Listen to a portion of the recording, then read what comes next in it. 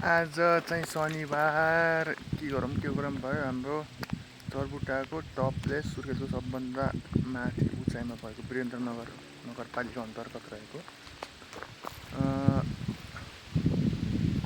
चरबुट्टामा आएको छु। लास्टै गाह्रो भयो, तर मेरो स्कुटरले चाहिँ साथ साइड छोडेन।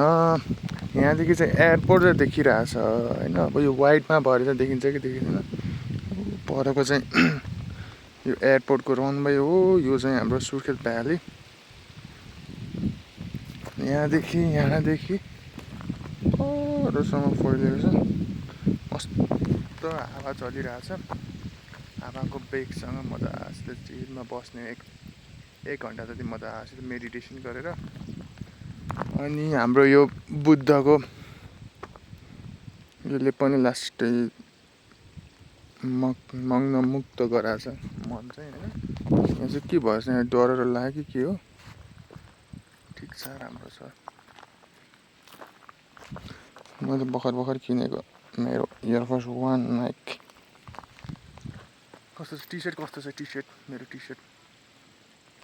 अनि यहाँ उस पनि रहेछ, यो पिपलको बुट्टा।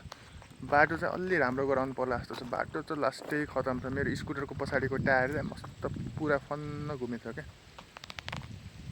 बल्ल म त त्यो हुन्छ नि ब्रेक हान्दा के अरे ब्रेक ब्लेड हुन्छ नि, त्यो त पुरा स्मेल आइरहेको थियो कि म त गयो जस्तो सोचिरहेको थिएँ। तर धन्न गाह्रिन्छ। झन् तल ओह्रालो झर्ने बेला त झन् अब कति गाह्रो हुने थाहा नै छैन। यहाँदेखि हाम्रो पर स्टेडियम पनि देखिरहेछ। भर्खर बन्न लाग्यो स्टेडियम देखिरहेछ। अनि त्यसपछि ओके वेयर इज एयरपोर्ट। अनि यहाँ चाहिँ एयरपोर्टको रनवे देखिरहेछ। अनि मेरो घर चाहिँ यो स्टेडियम भन्दा चाहिँ हल्का यतातिर हो। यतातिर चाहिँ हो मेरो घर। मैले चाहिँ घर पत्ता लाउँदैछु। अब घर पत्ता लाउने काम हुँदैछ। मजासित घर पत्ता लाग्यो होइन। घर पत्ता लगाइसकेपछि जुम गरेर भए पनि फोटो खिचेर घर लग्ने हो। यहाँदेखि डाँडा चाहिँ खतरा देखिरहेछ क्या। पिपलको आवाज, हावाको आवाज सुन्नु कस्तो खतरा, मस्त मेडिटेट गर्ने जस्तो दिन्छ होइन। म यहाँ बसेर मजासित मेडिटेट गर्छु एकछिन। खतरा। म चाहिँ यहाँ पिपलको चौतारामा बसेर लगभग 5-10 मिनट जति मजासित मेडिटेसन गरेर बस्छु। ओके, यहाँ चाहिँ मजासित बस्छु। ठिक छ, माटोमै हुर्किएको, माटोमै मेडिटेट गर्नुपर्छ। ल अब म चाहिँ बसेँ, टाइमर लगाएर मजासित चाहिँ मेडिटेट गरेर बस्छु। मजासित मेडिटेट गरेर बस्छु। जुम भएर चाहिँ देखियो छैन थाहा छैन। ओके,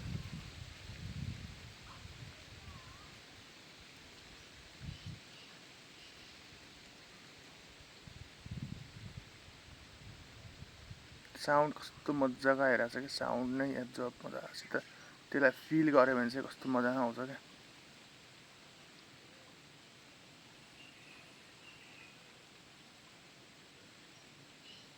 अझ साइडमा त्यो किराहरू अनि चराचुरुङ्गीहरूको आवाज।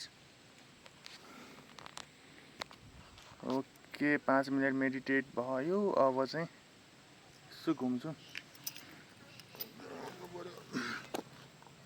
ओ माइ गुडनेस, उठ्न पनि गाह्रो छ, शरीरले दिँदैन मेडिटेट गर्न।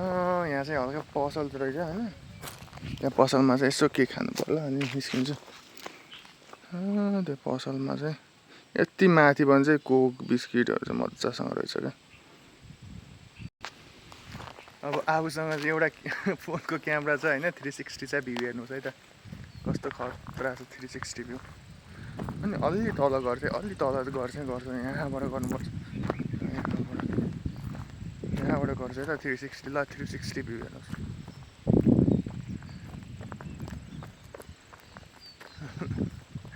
खतरा छ होइन। अरूभन्दा पनि यो ढुङ्गामा चाहिँ बसेर फोटो खिच्न मन छ, तर अलि रिस्की टाइपको रहेछ क्या। यहाँ पनि गराउँदै रहेछ नगरपालिकाले।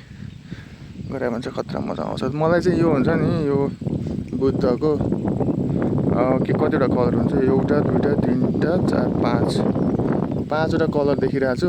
यो चाहिँ खतरा लास्टै त्यो हुन्छ नि, माइन्ड नै खतरा गर्ने टाइपको लाग्छ क्या, आफूलाई फिल लाग्छ त्यो बुद्धको चाहिँ। यो हेरे पनि चाहिँ हुन्छ नि मेडिटेट टाइपको क्या, खतरा। यहाँदेखि चाहिँ पर त्यो आई डोन्ट नो होइन, एमयु हो कि जस्तो छ, यो एमयुको होला जस्तो लाग्यो। खतरा मजा आउँछ ल। आज मेरो स्कुटरले पनि मलाई साथ दियो। मेरो अस्की